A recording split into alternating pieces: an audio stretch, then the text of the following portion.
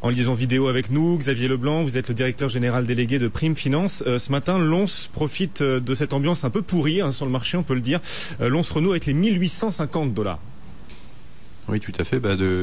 Depuis la petite correction qu'on a connue il y a maintenant une dizaine de jours où l'or avait perdu $200, il y a énormément d'investisseurs qui en ont profité pour rentrer à nouveau, vu les inquiétudes qu'on avait sur le marché. Beaucoup de banques centrales, entre autres, qui sont à l'achat sur l'or. On n'a jamais vu ça depuis plus de 20 ans.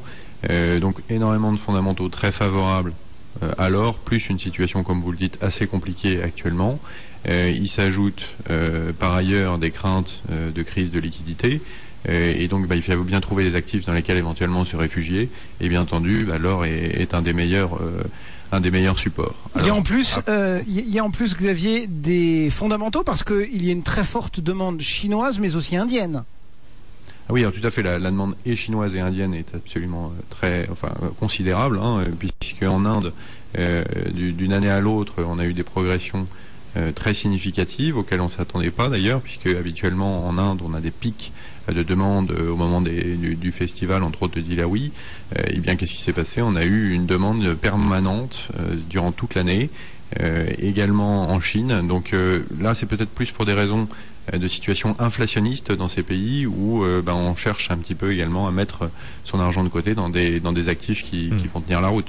Oui, on voit l'or qui profite de tout cela. Donc 1850 $ l'once en ce moment. À votre avis, on va aller vers les 1900 qu'on avait touché au cœur de la crise cet été? Oui, probablement. Aujourd'hui, nous avons un objectif à peu près à $2000. 2000 $. Oui, $2000, sauf éventuellement une crise de liquidité significative où là on pourrait obtenir, viser les objectifs dont parle JP Morgan par exemple à $2500. Si on essaye d'élargir un petit peu, on voit que les métaux de base exposés au ralentissement sont assez particuliers. Comment évolue-t-il aujourd'hui le cuivre, le pétrole, tout ça? Comment est-ce que le reste de la planète matière première évolue-t-elle? Alors globalement, on avait touché un petit mot. Le cours des matières premières s'est plutôt bien comporté, en tout cas en termes de prix durant l'année, puisque depuis le début de l'année, la plupart des prix des matières premières sont plutôt à la hausse, sauf effectivement le domaine des métaux de base. Le cuivre est légèrement en baisse. On s'intéresse souvent au prix du cuivre parce que c'est un indicateur un peu avancé de la situation économique. Globalement, le cours se tient pas mal, malgré une baisse de la demande en Chine, puisqu'on constate des chiffres qui sont assez mauvais de ce côté-là. Alors, c'est un petit peu particulier, c'est qu'on avait eu une très forte demande l'année dernière, et il se trouve qu'on a un peu confondu de demande et consommation de cuivre, puisque en Chine il y avait énormément de ce cuivre qui a été stocké pour être utilisé en collatéral face à des opérations financières. Donc ce cuivre est disponible et donc utilisé actuellement en Chine, d'où une baisse de la demande de la part de la Chine au niveau mondial. Mais au final, on a une compensation puisqu'on a une demande en hausse, en particulier en provenance du Japon. Donc le marché est relativement bien équilibré, donc c'est pas un signe si négatif que ça. Xavier, ce qui est frappant au milieu de tout ça, c'est aussi le pétrole. Le pétrole remonte, on est sur des plus hauts de quasiment un mois, malgré le ralentissement économique.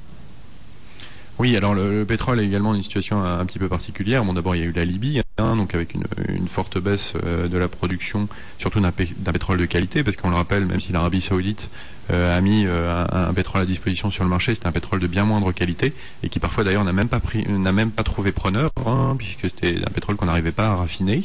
On a actuellement des foyers de rébellion et de contestation au Nigeria, pays qui est également très gros producteur, et aujourd'hui on n'a plus la capacité à faire face à une chute de production d'un pays important, comme ça pourrait être le cas du Nigeria.